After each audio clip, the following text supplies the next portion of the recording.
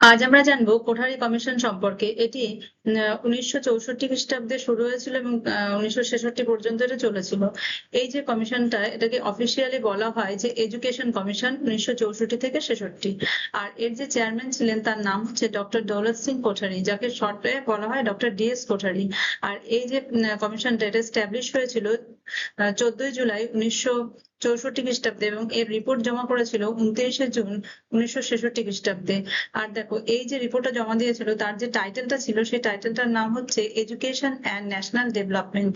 আর এই কমিশন মনে করে যে মানে শিক্ষাই হচ্ছে সব থেকে শক্তিশালী মাধ্যম, যার মাধ্যমে মানে জাতির উন্নয়ন সম্ভব। এই জন্যই এই কমিশন বলেছিল যে ভারতের যে ভবিষ্যৎ বা ভারতের যে ভাগ্য, সেটা নির্মিত হচ্ছে তার ক্লাসরুম গুলোতে। তাই বলেছেন যে the destiny of India is being shaped in her classroom.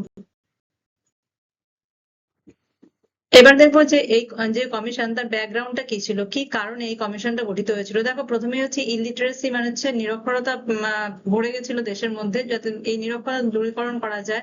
আর তারপরে কি, হাই ড্রপ আউট রেট ছিল। তার মানে কি, যারা স্টুডেন্টরা ভর্তি হচ্ছিল তারা কেউ পুরো শিক্ষাটা শেষ না করে তারা মানে স্কুলের অঙ্গন থেকে সরে যাচ্ছিল, মানে ছেড়ে দিচ্ছিল, তার ফলে ড্রপ আউট হচ্ছিল। তারপরে কি, unequal access to education, education নেওয়ার ক্ষেত্রে কিন্তু সবার সমান অধিকার ছিল না। তারপরে হচ্ছে পুয়ার ইনফ্রাস্ট্রাকচার, যে ইনফ্রাস্ট্রাকচার ছিল সেটা খুবই খারাপ ছিল। তারপরে হচ্ছে ট্রেন টিচারের কিছু অভাব ছিল। আর রিজিওনাল যে ইমব্যালেন্স, মানে প্রত্যেকটা অঞ্চলের আলাদা আলাদা, বলতে পারো যে প্রত্যেকটা স্টেটে আলাদা আলাদা কারিকুলাম বলো, আলাদা আলাদা স্ট্রাকচার, এই সমস্ত ব্যাপারগুলো ছিল। দেখো, এখানে আরবার বলছে যে absence of uniform education structure, মানে হচ্ছে সব জায়গায় যে একই রকম জিনিস ফলো করা হবে এই ব্যাপারটা হচ্ছিল না। ধরো এরকম হচ্ছিল যে পশ্চিমবঙ্গে হয়তো ক্লাস 10 পর্যন্ত হলে তারপর মাধ্যমিক দেওয়া হবে, হয়তো বা অন্য একটা রাজ্যে হচ্ছে যে না, 11 পর্যন্ত পড়ার পরে তারপরে তার মাধ্যমিক পরীক্ষা হবে। এই যে ধরনের স্ট্রাকচারের যে সমস্যা, এটা কিন্তু পুরো দেশ জুড়ে চলছিল। তারপরে দেখো, সর্বপল্লী রাধাকৃষ্ণন 1948 সালে থেকে 49 সালে যে কমিশনটা করেছিল, সেই যে রাধাকৃষ্ণন কমিশন, সেটা কিন্তু ফোকাস করেছিল কিসে, ইউনিভার্সিটি এডুকেশনের উপর। আর আরপর লক্ষ্মণ স্বামী মুদালিয়ার কমিশন, যেটা হয়েছিল 1952 থেকে 53, সেটা ফোকাস করেছিল পুরোপুরি কি, সেকেন্ডারি এডুকেশনের উপর। এখন দেশের পক্ষে মানে দরকার হচ্ছিল যে একটা প্রাইমারি এডুকেশনের উপর একটা কমিশন হোক, মানে প্রাইমারি এডুকেশন তখনকার সময় কেমন চলছে সেই যে অবস্থাটা বোঝার জন্য কিন্তু এই কমিশনটা করার কথা বলা হয়। আর এই কমিশনটার নামই হচ্ছে কি, কোঠারি কমিশন। কোঠারি কমিশন তাহলে কি জন্য করলো, যে পুরোপুরি প্রাইমারি এডুকেশন যে স্ট্রাকচার সেটাকে ভালো করে দেখার জন্য। দেখো, একটু ভালো করে বললে বোঝা যাবে যে অবজেক্টিভস গুলো, মানে তার যে উদ্দেশ্যগুলো, যে কোটারি কমিশন কেন হয়েছিল, তার উদ্দেশ্যগুলো দেখলে আমরা বুঝতে পারবো কি হয়েছে। দেখো, to examine all aspect of education, মানে শিক্ষার সমস্ত দিকটা এটা দেখবে। তারপরে কি করবে, ন্যাশনাল প্যাটার্ন অফ এডুকেশন, মানে যেটা বললাম প্রত্যেকটা রাজ্যে আলাদা আলাদা পড়াশোনা হচ্ছিল, সেই ব্যাপারটাকে একসঙ্গে করতে হবে, যে ন্যাশনাল পুরো প্যাটার্নটা যাতে একই রকম হয়, একটা দেশে একই রকম যাতে পড়াশোনা হয়। তারপরে কি, কোয়ালিটিটাকে বাড়ানোর উদ্দেশ্যেও কিন্তু কোঠারি কমিশনটা হয়। তাছাড়া হয় হচ্ছে সোশ্যাল এবং ন্যাশনাল ইন্টিগ্রেশন, মানে সামাজিক এবং জাতীয় যে সংহতি, সেটাকে আরো বেশি প্রমোট করার জন্য। তারপরে তৈরি করার জন্য কি, অর্থনৈতিক এবং সামাজিক দুটো যে বিকাশ, এই বিকাশটাকেও কিন্তু ত্বরান্বিত করার জন্য কিন্তু কোটারি কমিশনটা করা হয়। তারপর কি করতে চাইছে, যে ইনইকুয়ালিটিস, মানে হচ্ছে যে অসামঞ্জস্যতা রয়েছে এডুকেশনাল অপরচুনিটির ক্ষেত্রে, মানে শিক্ষা সবাই তখনকার সময় কি করতে পারতো না, অ্যাভেল করতে পারতো না, সবাই শিক্ষার আঙিনায় যেতে পারতো না, সেই ব্যাপারটাকে রিডিউস করার জন্য কিন্তু কোটারি কমিশন গঠিত হয়। আর কি করতে চায়, যে মডার্নাইজ করতে চেয়েছিল যে এডুকেশন সিস্টেমটাকে, কিসের উপর, সায়েন্স এবং টেকনোলজির উপর এমফাসিস করে পুরো শিক্ষা ব্যবস্থাটাকে যাতে মডার্নাইজ করা যায়, সেই দিকে কিন্তু উদ্দেশ্য প্রণোদিত হয়ে কিন্তু এই কোটারি কমিশনটা গঠিত হয়। আর একটা কি করেছে, ইমপ্রুভ টিচার এডুকেশন এবং স্ট্যাটাস অফ দ্য টিচার, মানে টিচার এডুকেশনের যে অবস্থাটা, সেটাকে একটু উন্নতি করার জন্য, এবং যে টিচারের যে স্ট্যাটাসটা তখনকার সময় ছিল তার থেকে তার স্ট্যাটাসটাকে বাড়ানোর উদ্দেশ্যেই কিন্তু কোটারি কমিশনটা গঠিত হয়েছিল। এবার থেকে যে কমিশনের কম্পোজিশনটা কেমন ছিল, মানে কি কি নিয়ে গঠিত হয়েছিল, কাদের কাদের নিয়ে এই কমিশনটা গঠিত হয়েছিল। দেখো, চেয়ারম্যান ছিলেন কে, ডক্টর ডিএস কোঠারি, যেটা আমরা একটু আগে দেখলাম যে দৌলত সিং কোঠারি। তারপর তাছাড়াও 17 জন মেম্বার ছিলেন, এবং 12 জনের একটা টাস্ক ফোর্স ছিল, আর 7টা একটা ওয়ার্কিং গ্রুপ ছিল। 7টা ওয়ার্কিং গ্রুপ এবং 12টা টাস্ক ফোর্স ছিল। তাছাড়া কি ছিল, এডুকেশনের এক্সপার্টরা ছিল কোথা থেকে, ইন্ডিয়া থেকে এবং অ্যাব্রড, মানে ইন্ডিয়ার থেকেও লোক ছিল এবং বিদেশ বিদেশের থেকেও লোক ছিল, আর এর সেক্রেটারি ছিলেন জেপি নায়েক।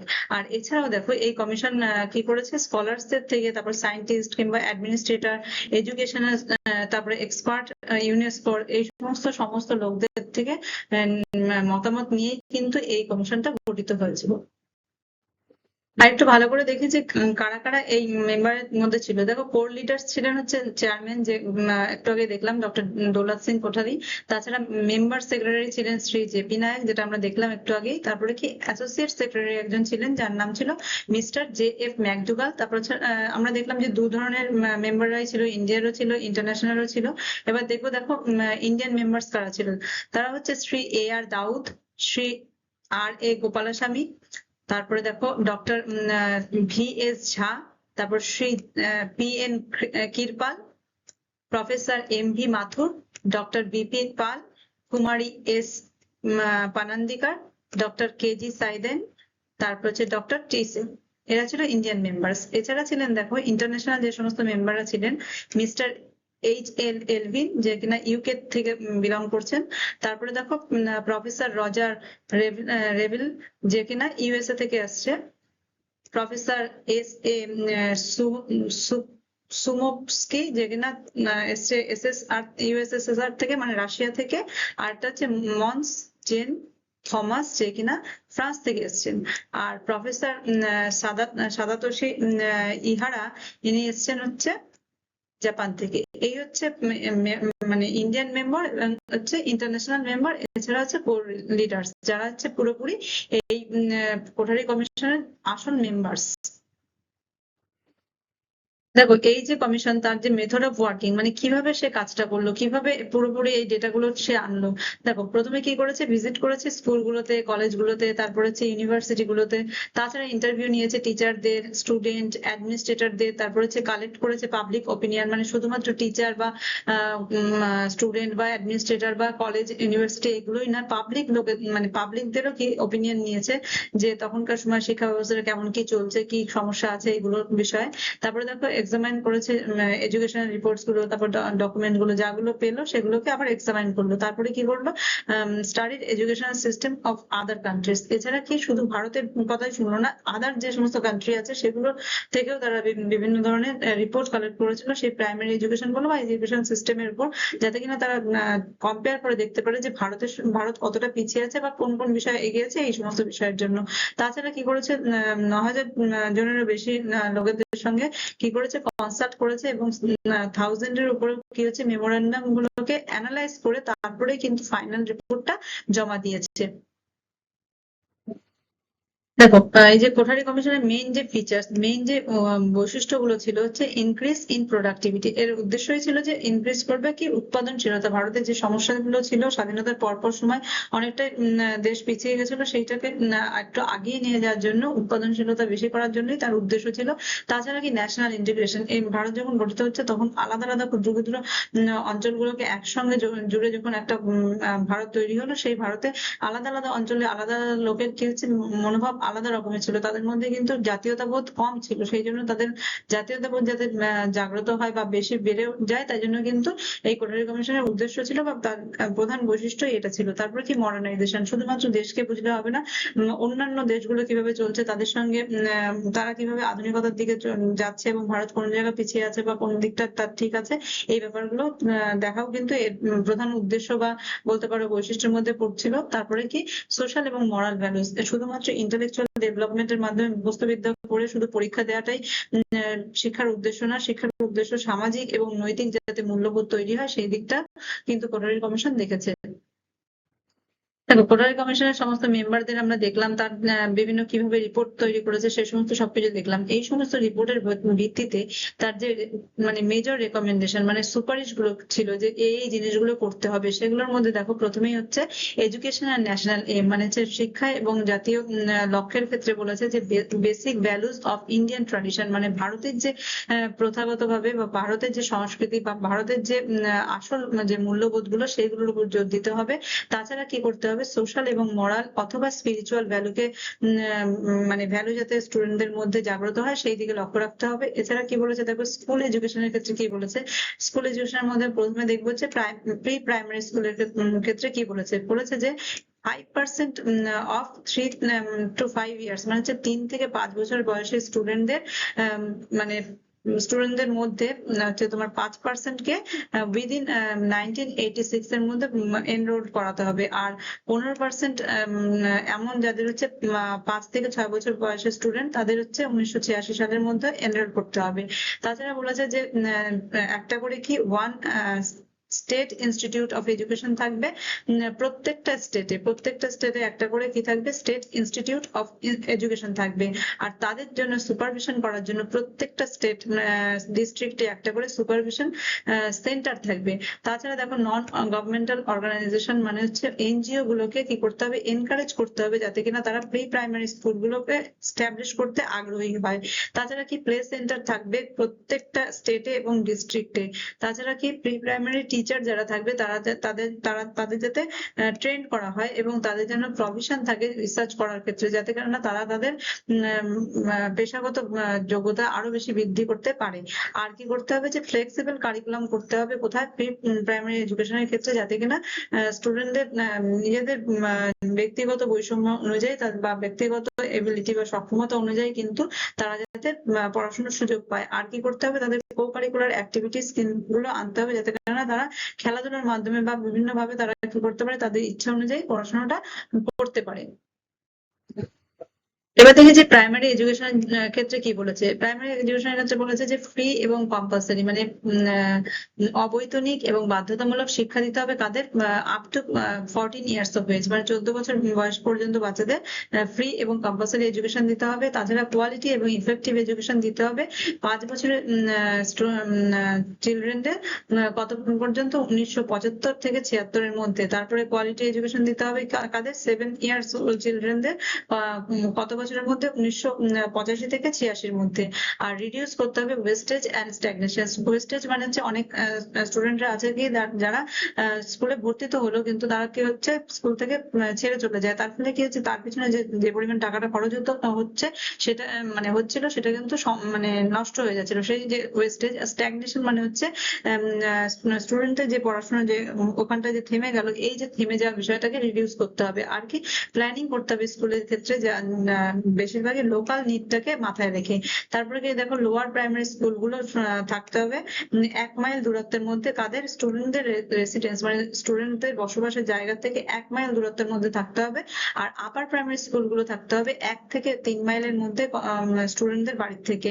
তারপরে দেখো এনশিওর করতে হবে যে প্রত্যেকটা স্টুডেন্ট যারা কিনা লোয়ার প্রাইমারিতে উঠেছে তারা কিন্তু আপার প্রাইমারিতে যাতে তারা এন্টার করতে পারে সেই বিষয়টাকে এনশিওর করতে হবে। তারপরে কি লিটারেসি ক্লাস হবে কাদের জন্য, লিটারেসি ক্লাস যারা কিনা 11 থেকে 14 বছর বয়সের স্টুডেন্ট কিন্তু তারা ড্রপ আউট হয়েছে কোনো কারণে, তাদের জন্য লিটারেসি ক্লাসটা করতে হবে।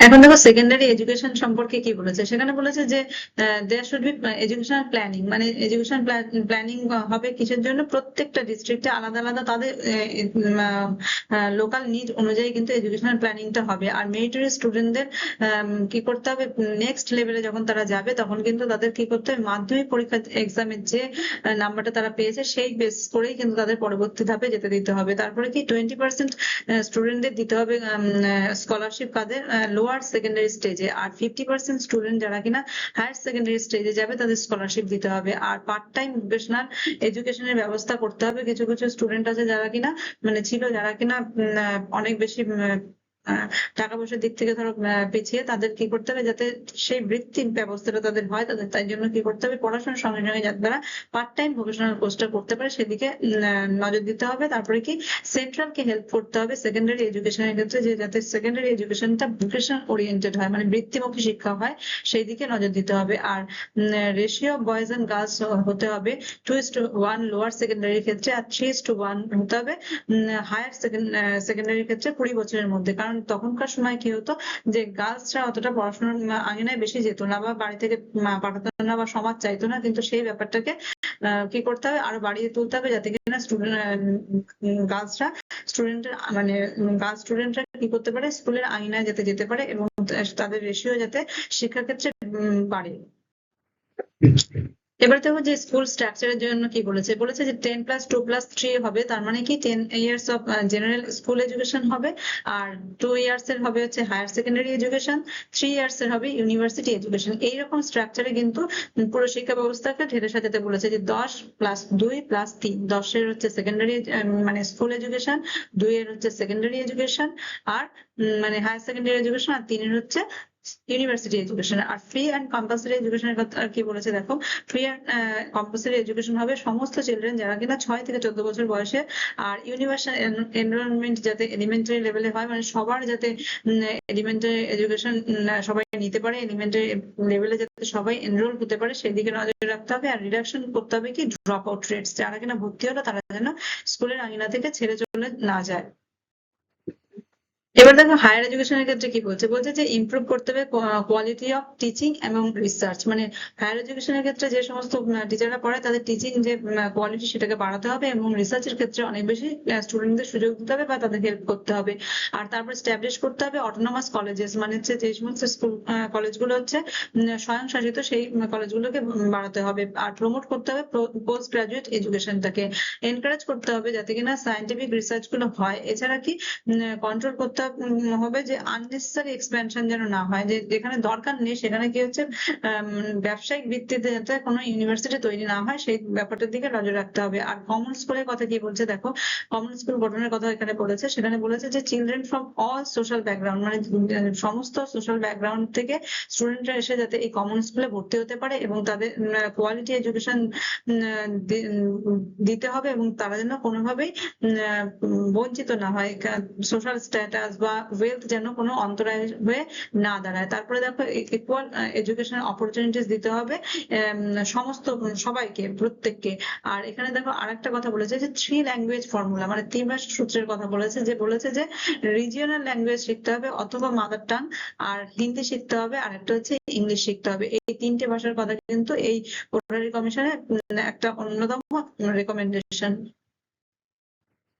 এবার দেখবো যে সায়েন্স এবং ম্যাথমেটিক্স এর ক্ষেত্রে কি বলেছে, বলেছে যে কম্পালসারি সায়েন্স এবং ম্যাথমেটিক্স এডুকেশন দিতে হবে। এছাড়া কি ডেভেলপ করতে হবে সায়েন্টিফিক টেম্পার, আর কি প্র্যাকটিক্যাল এবং ল্যাবরেটরি বেসড লার্নিংটা করতে হবে। এমন না শুধু মুখে মুখে বললো বা বক্তৃতার মাধ্যমে পড়ালো, তেমন করলে হবে না, কি করতে হবে প্র্যাকটিক্যাল এক্সাম, মানে প্র্যাকটিক্যাল পড়ার মাধ্যমে কিন্তু মানে শেখাতে হবে। তারপরে কি ভোকেশনাল এডুকেশনের ক্ষেত্রে বলছে দেখো, work experience as part of the curriculum, মানে হচ্ছে ওয়ার্ক যে এক্সপেরিয়েন্সটাকে কিন্তু কারিকুলামের একটা মাধ্যম করতে হবে, মানে কারিকুলামের মধ্যে যাতে কাজের মাধ্যমে স্টুডেন্টরা শিখতে পারে সেই ব্যাপারটা রাখতে হবে। ভোকেশনাল এবং টেকনিক্যাল এডুকেশনটাকে চালাতে হবে, মানে করতে হবে। তারপরে স্কিল বেসড লার্নিং করতে হবে, রিডিউস করতে হবে আনএমপ্লয়মেন্ট, মানে এত বেকারের সংখ্যা যেন না বেড়ে, ভোকেশনাল এডুকেশনের মাধ্যমে যাতে তাদের এমপ্লয়মেন্ট হয় সেই দিকে লক্ষ্য রাখতে হবে। আর স্যালারিজ কখনোই কিন্তু লিঙ্ক হবে না একাডেমিক কোয়ালিফিকেশন, শুধুমাত্র যে একাডেমিক কোয়ালিফিকেশন ভালো হলেই যাতে তাদের স্যালারি বেশি হবে, অথচ তারা দেখা গেল ভূষণটা অতটা ভালো পারছে না, তাদের কিন্তু এরকম ভাবে স্যালারি বাড়ানো হবে না। স্যালারির জন্য তাদের এডুকেশনাল কোয়ালিফিকেশনের সঙ্গে সঙ্গে ভোকেশনাল যে এবিলিটি সেটাও কিন্তু থাকতে হবে, মানে তাদের ওয়ার্ক বা স্কিল এফিসিয়েন্সিটা থাকতে হবে। আর এক্ষেত্রে বলছে যে 2 বছরের সায়েন্স এবং ম্যাথের এডুকেশন নিতে হবে কি পলিটেকনিক যারা পড়ছে তাদের জন্য। আর করেসপন্ডেন্স কোর্স এবং ভোকেশনাল টিচিং থাকতে হবে। আর এছাড়াও বলেছে যে ইনস্টিটিউট অফ টেকনোলজি গুলোকে কি করতে হবে ইউনিভার্সিটি স্ট্যাটাসে রূপান্তরিত করতে হবে। এবার দেখো টিচার এডুকেশন এবং স্ট্যাটাস অফ টিচারের ক্ষেত্রে কি বলেছে, এখানে কিন্তু অনেক টিচার এডুকেশনকে খুব বেশি জোর দিয়েছে। দেখো কি কি বলেছে, যে বলছে যে এক্সটেনশন সার্ভিস ডিপার্টমেন্ট করতে হবে ইচ ট্রেনিং টিচার ট্রেনিং ইনস্টিটিউটে। আর তারপরে দেখো বলেছে যে কনস্ট্রাকশন করতে হবে অ্যালামনি অ্যাসোসিয়েশন, মানে হচ্ছে প্রাক্তন ছাত্রদের নিয়ে একটা অ্যাসোসিয়েশন তৈরি করতে হবে, যাতে কিনা তারা কারিকুলাম গঠন বা নতুন নতুন কোনো প্ল্যানিং যদি হয় সেগুলোর ক্ষেত্রে কি করবে সাহায্য করবে এই কারণে। তারপরে কি প্র্যাকটিস টিচিং করতে হবে সিলেক্টেড স্কুলগুলোকে, মানে প্র্যাকটিস টিচিং গুলো যে সমস্ত স্কুলগুলোকে ট্রেনিং কলেজগুলো হচ্ছে কি করবে সিলেক্ট করবে সেই কলেজগুলো স্কুলগুলোতে করতে হবে। তারপর কি টিচার এক্সচেঞ্জ করতে হবে তাদের মধ্যে, ট্রেনিং কলেজগুলোর মধ্যে এবং স্কুলগুলোর মধ্যে টিচার এক্সচেঞ্জের ব্যাপারটা রাখতে হবে। আর্ট ক্রাফট বা ফিজিক্যাল যে সমস্ত টিচার ট্রেনিং ইনস্টিটিউট আছে সেগুলোকে কি করতে হবে মেইন যে টিচার ট্রেনিং ইনস্টিটিউট তার সঙ্গে যোগ করতে হবে। আর করেসপন্ডেন্স কলেজ অফ এডুকেশন করতে হবে, মানে হচ্ছে যাতে পত্রযোগের মাধ্যমে মানে টিচার এডুকেশনটা চলে সেই দিকে নজর রাখতে হবে। তারপরে কি state board of teacher education তৈরি করতে হবে প্রত্যেকটা স্টেটে। আর তারপরে দেখো, তারপরে বলছে যে there should be connection between কি state board of teacher education এবং স্টেট ইনস্টিটিউট অফ এডুকেশন, মানে এডুকেশনের সঙ্গে টিচার্স ট্রেনিং ইনস্টিটিউটের যে বোর্ড দুটোরে কিন্তু সংযোগ থাকতে হবে। তারপরে দেখো রিওরিয়েন্টেশন অফ সাবজেক্ট নলেজ, মানে যা যা কারিকুলাম ওদের ছিল সেই সমস্ত গুলোকে আবার চেঞ্জ করতে হবে বা রিওরিয়েন্টেশন করতে হবে। তারপর ডেভেলপমেন্ট করতে হবে মেথড অফ টিচিং এবং ইভ্যালুয়েশন, টিচিং মেথড যা চলছিল তার থেকে কি করতে হবে, আরো তার বিকাশ ঘটাতে হবে, এবং কি ইভ্যালুয়েশন যে প্রসেসটা সেটাকেও চেঞ্জ করতে হবে। তারপরে কি বলছে যে ইন্টিগ্রেটেড কোর্সেস, ইন্টিগ্রেট কোর্স করতে হবে জেনারেল অ্যান্ড প্রফেশনাল কোর্স গুলোতে, মানে হচ্ছে জেনারেল কোর্স এবং প্রফেশনাল কোর্সকে একত্রিত করে শিক্ষার ব্যবস্থাটা করতে হবে। আর স্পেশাল কোর্স করার কথা বলেছে কি হেড টিচারদের, হেড টিচারদের কিন্তু আলাদা যে টিচার ট্রেনিং সেই ব্যবস্থাটা করতে হবে। দেখো এছাড়াও যেগুলো বলেছে যে 2 বছরের ট্রেনিং করতে হবে যারা কিনা মাধ্যমিক পাস টিচার তাদের, আর 1 বছরের ট্রেনিং করতে হবে যারা কিনা গ্রাজুয়েট টিচার তাদের। আর যে সমস্ত টিচাররা হচ্ছে ট্রেনিং কলেজে পড়বে তাদের কি করতে হবে, দুটো মানে পড়াবে তাদের কিন্তু দুটো মাস্টার ডিগ্রি থাকতে হবে, এবং কারোর কারোর কি করতে হবে ডক্টরেট ডিগ্রিও থাকতে হবে। আর সামার ইনস্টিটিউট থাকতে হবে যাতে কিনা টিচাররা ওখানে মানে ট্রেনিং কলেজের যে সমস্ত টিচার তারা কিন্তু যাতে ট্রেনিং করতে পারে সেগুলোর জন্য তাদের সামার ইনস্টিটিউট করতে হবে। আর ডেমনস্ট্রেশন এবং এক্সপেরিমেন্টাল স্কুল থাকতে হবে যেখানে কিনা টিচার্স ট্রেনিং কলেজে যে সমস্ত স্টুডেন্টরা পড়বে তারা কিন্তু এখানে এসে যাতে পড়াতে পারে, তাদের এক্সপেরিমেন্ট মানে করতে পারে সেই সমস্ত স্কুলগুলোতে, সেগুলো থাকতে হবে, মানে ডেমনস্ট্রেশন স্কুল এবং কি এক্সপেরিমেন্টাল স্কুল থাকতে হবে। ইভিনিং পার্ট টাইম কোর্স করতে হবে যাতে কিনা ধরো মেয়েরা বিশেষ করে যারা কিনা দিনের বেলাতে ট্রেনিংটা নিতে পারছে না, বা ধরো যারা কাজ করছে বা যে সমস্ত টিচাররা ধরো কোনো একটা জায়গায় মানে পড়াচ্ছে যেহেতু সারাদিন তারা পারছে না পড়তে মানে ট্রেনিংটা নিতে, তখন কিন্তু তাদের জন্য কিন্তু কি করতে হবে, ইভিনিং পার্ট টাইম কোর্স করতে হবে, করেসপন্ডেন্স কোর্স করতে হবে বিশেষ করে মেয়েদের জন্য। তারপরে কি কোনো ট্রেনিং কলেজে কিন্তু 240 জন এর কম স্টুডেন্ট থাকলে সেই কলেজ হবে না, 240 জনের স্টুডেন্ট থাকতেই হবে। এবং পরবর্তীকালে যদি আরো টিচার্স ট্রেনিং কলেজ তৈরি হয় সেক্ষেত্রে কিন্তু 400 জন স্টুডেন্ট অবশ্যই থাকতে হবে। তাছাড়া দেখো ইন সার্ভিস ট্রেনিং ট্রেনিং দিতে হবে যাতে কিনা যে সমস্ত টিচাররা অলরেডি মানে স্কুলে চাকরি পেয়ে গেছে তাদের কিন্তু ইন সার্ভিস ট্রেনিংটা দিতে হবে। এছাড়া কি করতে হবে যে টিচারদের স্যালারি যেটা সেটাকে বাড়াতে হবে। আর হায়ার সোশ্যাল স্ট্যাটাস যাতে টিচারদের হয় সেদিকে খেয়াল রাখতে হবে। তাদের ইন্টারনাল অ্যাসেসমেন্ট বা কিউমুলেটিভ কার্ড করতে হবে কাদের, যারা কিনা টিচার্স ট্রেনিং কলেজগুলোতে পড়াশোনা করে তাদের কিন্তু ইন্টারনাল অ্যাসেসমেন্ট নিতে হবে, এবং কিউমুলেটিভ কার্ড থাকতে হবে যাতে কিনা পুরো বিষয়টা তাদের জানা জানা যায়, পুরো ওভারঅল পিকচারটা যাতে থাকে। তারপরে একাডেমিক ফ্রিডম দিতে হবে এবং বেটার ওয়ার্কিং কন্ডিশন দিতে হবে টিচারদের যাতে কিনা তারা পড়াশোনাও করতে পারে, এবং তার সঙ্গে সঙ্গে তাদের কাজের ক্ষেত্রে তাদের স্বাধীনতা দিতে হবে। দেখো ওমেন এডুকেশন সম্পর্কে বলেছে যে ইকুয়াল অপরচুনিটি দিতে হবে গার্লসদের, তারপরে বলেছে যে স্কলারশিপ দিতে হবে ফিমেল স্টুডেন্টদের, তারপরে বলছে যে ওমেনদের পার্টিসিপেশন যাতে আসে হায়ার এডুকেশনের ক্ষেত্রে সেদিকে নজর রাখতে হবে। রিমুভ করতে হবে সমস্ত রকমের সোশ্যাল ব্যারিয়ার যার ফলে মেয়েরা পড়াশোনা করতে পারছিল সেগুলোকে সবগুলোকে দূর করতে হবে যাতে কিনা তারা সোশ্যাল কোনো সমস্যাতে পড়ে যাতে পড়াশোনার আয়না থেকে দূরে না থাকে সেদিকে লক্ষ্য রাখতে হবে। পার্ট টাইম এমপ্লয়মেন্ট দিতে হবে তাদের ওমেন স্টুডেন্টদের। এছাড়া ফুল টাইম এমপ্লয়মেন্টেরও ব্যবস্থা করতে হবে বা বাড়াতে হবে। তারপরে দেখো কলেজ তৈরি করতে হবে লোকাল নিড অনুযায়ী।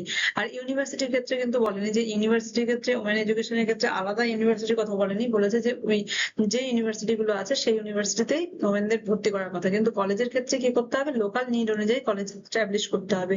আর দেখো এডুকেশন ফর ব্যাকওয়ার্ড ক্লাসদের জন্য কি করেছে যে শিডিউল কাস্টদের জন্য কিন্তু এখানে বলেছে। তাছাড়া বলেছে যে শিডিউল ট্রাইবদের কথা উন্নতির কথা বলেছে, হ্যান্ডিক্যাপ স্টুডেন্টদের উন্নতির কথা বলেছে। তাছাড়া কি রুরাল পপুলেশনদের ক্ষেত্রে, তারপর এছাড়া ইকোনমিক্যালি যে সমস্ত উইকার সেকশন আছে সেই সমস্ত সেকশনরা যাতে পড়াশোনার আঙিনায় আসে সেই দিকে লক্ষ্য রাখার কথা বলা হয়েছে। এই কমিশন আরো বলেছে যে ওয়ার্ক এক্সপিরিয়েন্স এর একটা ব্যাপার থাকতে হবে, যাতে productive work should become part of education, যাতে এডুকেশনের একটা পার্টই হয় যে উৎপাদনমূলক কাজের ক্ষেত্রে, আর স্টুডেন্টরা যাতে পার্টিসিপেট করে কমিউনিটি সার্ভিসের ক্ষেত্রে সেই দিকেও লক্ষ্য রাখার কথা বলেছে। Education should connect with real life situation, মানে এডুকেশন এমন হবে যাতে কিনা সেটা বাস্তব জীবনের সঙ্গে খাপ খায়, এমন পড়াশোনা হলে হবে না যা কিনা স্কুলের বাইরে কোনো মূল্য নেই, এরকম ধরনের পড়াশোনার কথা এখানে বলা হয়নি। তারপরে দেখো অ্যাডাল্ট এডুকেশনের ক্ষেত্রে বলেছে যে পার্ট টাইম এডুকেশন করতে হবে কাদের, যারা কিনা 11 থেকে 14 বছর বয়সে যারা ড্রপ আউট তাদের জন্য। তাছাড়া বলেছে যে 15 থেকে 30 বছর যাদের বয়স তাদের কি করতে হবে, জেনারেল এডুকেশনের সঙ্গে সঙ্গে ভোকেশনাল এডুকেশনকে দিতে হবে। লিটারেসি ইলিটারেসিটাকে রিমুভ করতে হবে কিসের মাধ্যমে, সিলেক্টিভ অ্যাপ্রোচ এছাড়া মাস অ্যাপ্রোচ। আচ্ছা, সিলেক্টিভ অ্যাপ্রোচ আর মাস অ্যাপ্রোচটা কি? সিলেক্টিভ অ্যাপ্রোচ হচ্ছে ধরো যে কোনো একটা ইন্ডাস্ট্রিতে কোনো শ্রমিকরা নিযুক্ত হয়েছে, তখন সেই ইন্ডাস্ট্রির যে মালিক সে ওই পার্টিকুলার ইন্ডাস্ট্রির আন্ডারে যে সমস্ত শ্রমিকরা আছে তাদের যে পার্টিকুলার শিক্ষাটা দিতে হবে সেই শিক্ষায় তারা শিক্ষিত করে নেয়, তাকে বলা হচ্ছে সিলেক্টিভ অ্যাপ্রোচ। আর মাস অ্যাপ্রোচ হচ্ছে যারা কিনা ভোকেশনাল বিভিন্ন যে বেসিক শিক্ষাগুলো সেগুলো দেয়, সেটাকে বলেছে মাস অ্যাপ্রোচ। তাহলে সিলেক্টিভ অ্যাপ্রোচ এবং মাস অ্যাপ্রোচ দুটো দিকে কিন্তু লক্ষ্য রেখে অ্যাডাল্ট এডুকেশনটা চালাতে হবে। তাছাড়া বলেছে যে অ্যাপয়েন্টমেন্ট করতে হবে ভিলেজ সিস্টার তৈরি করতে হবে, মানে ভিলেজে কিছু এমন টিচার নিয়োগ করতে হবে যারা কিনা ভিলেজের যে সমস্ত মহিলারা বাইরে এসে পড়তে চাইছে না বা পড়তে পারছে না, সুযোগ সুবিধা পাচ্ছে না, সেক্ষেত্রে কিন্তু তাদের যাতে খুব স্বচ্ছন্দ বোধ করে কোনো ভিলেজে গিয়ে যে সমস্ত মহিলা টিচাররা পড়াবে সেই রকম একটা ব্যাপার ক্রিয়েট করার কথা বলেছে, যার নাম হচ্ছে ভিলেজ সিস্টার্স। তারপরে দেখো করেসপন্ডেন্স কোর্সের কথা বলেছে, যাতে কিনা অ্যাডাল্টরা করেসপন্ডেন্স কোর্সের মাধ্যমে শিক্ষাটা গ্রহণ করতে পারে। এছাড়া বলেছে যে বোর্ড অফ অ্যাডাল্ট এডুকেশন এবং ডিপার্টমেন্ট অফ অ্যাডাল্ট এডুকেশন থাকবে প্রত্যেকটা ইউনিভার্সিটিতে। এই ব্যাপারটা কিন্তু এখানে একটা বড় রকমের একটা সুপারিশ। এডুকেশনাল এক্সপেন্ডিচারের ক্ষেত্রে বলেছে যে 6% জিডিপি খরচ করতে হবে, মানে জিডিপি 6% শিক্ষা খাতে খরচের কথা বলে। তারপরে বলেছে যে এডুকেশন অ্যাডমিনিস্ট্রেশনের ক্ষেত্রে বলেছে ডিসেন্ট্রালাইজেশন করতে হবে এবং এডুকেশন ম্যানেজমেন্টকে, কারণ মানে কেন্দ্র থেকে সমস্ত বিষয়টাকে চালাবে এরকম না, প্রত্যেকটা রাজ্যের পরে সেটা প্রত্যেকটা ডিস্ট্রিক্ট এইভাবে করে কি ডিসেন্ট্রালাইজ ওয়েতে এডুকেশনটা চালাবে। তারপরে কি বেটার সুপারভিশনের ব্যবস্থা করতে হবে। তারপরে বলেছে যে এডুকেশন প্ল্যানিংটা ন্যাশনাল লেভেল এবং স্টেট লেভেল দুটো লেভেলেই করতে হবে। এছাড়া কি বলেছে যে কোঅর্ডিনেশন করতে হবে বিভিন্ন ইনস্টিটিউশনের মাধ্যমে, যাতে কিনা অন্যান্য ইনস্টিটিউশন কেমন ভাবে চলছে সেই বিষয়গুলো মেনে সমস্ত ইনস্টিটিউট গুলো একই রকম ভাবে যাতে চলে।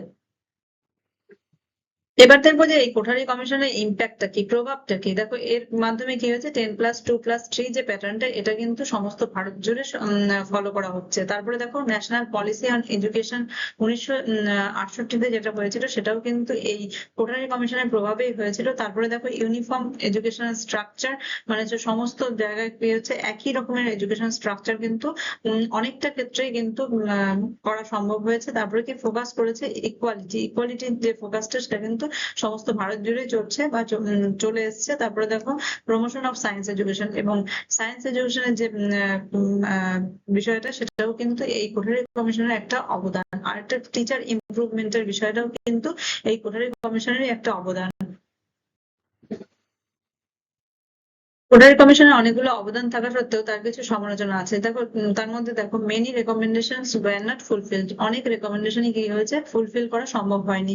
কমন স্কুল সিস্টেম এখনো পর্যন্ত কিন্তু আনসাকসেসফুল, সব জায়গায় কিন্তু এটা চালানো সম্ভব হয়নি। তাছাড়া কি হয়েছে দেখো এডুকেশনাল ইনইকুয়ালিটিস এখনো রয়ে গেছে। তারপরে কি যে টার্গেট দিয়েছিল যে 6% জিডিপি এক্সপেন্ডিচার হবে, কিন্তু সেটা এখনো পর্যন্ত অ্যাচিভ হয়নি। তাছাড়া দেখো রুরাল এবং গভর্নমেন্ট যে স্কুলগুলো সেগুলো কিন্তু সাফার করছে কি পুয়ার ইনফ্রাস্ট্রাকচার থেকে, মানে গভর্নমেন্ট বা রুরালের যে ইনস্টিটিউট গুলো বা স্কুল গুলো সেগুলো কিন্তু এখনো সেরকম ভাবে ভালো ইনফ্রাস্ট্রাকচার এখনো পর্যন্ত হয়ে ওঠেনি। এবার দেখবো যে কোঠারি কমিশনের রেলিভেন্সটা মানে প্রাসঙ্গিকতা এখনো রয়েছে কিনা। দেখো এডুকেশনাল ইকুয়ালিটি যে কথাটা বলেছে সেটা এখনো পর্যন্ত কিন্তু দরকার। তারপরে দেখো স্কিল বেসড বা ভোকেশনাল এডুকেশনের যে কথাটা বলেছে সেটা এখনের যুগেও কিন্তু ততটাই প্রাসঙ্গিক। তারপরে দেখো টিচারের যে কোয়ালিটি এডুকেশনের আউটকামের ক্ষেত্রে সেটাও কিন্তু এখনো পর্যন্ত মানে প্রাসঙ্গিক। তারপরে ধরো ন্যাশনাল ইন্টিগ্রেশনের যে কথাটা বলেছে যে জাতীয় সংহতির ব্যাপারটা, সেটা কিন্তু এডুকেশনের থ্রুতে যেটা হওয়ার কথা উনি বলেছেন সেটা কিন্তু এখানে রয়েছে এখনো পর্যন্ত। তারপরে কি সায়েন্টিফিক এডুকেশনের কথা এখন ভারতও কিন্তু ফিল করছে। তারপরে কি the importance of public investment মানে পাবলিক ইনভেস্টমেন্ট যে এডুকেশন ক্ষেত্রে খুবই দরকার, সেটা কিন্তু এখনো কিন্তু একটা বার্নিং টপিক। তাহলে আজকে আমরা জানলাম যে কোঠারি কমিশন কি, তার কতজন মেম্বার ছিল, তার উদ্দেশ্য কি, তার মানে টাস্ক ফোর্স কি, তার কিভাবে কাজ করেছে, তারা কি কি সুপারিশ গুলো দিয়েছে, তার ইম্প্যাক্টটা কি, তার চ্যালেঞ্জেস গুলো কি কি, তার যে রেলিভেন্সটা এখনকার দিনেও কি আছে, সেই সবকিছুই।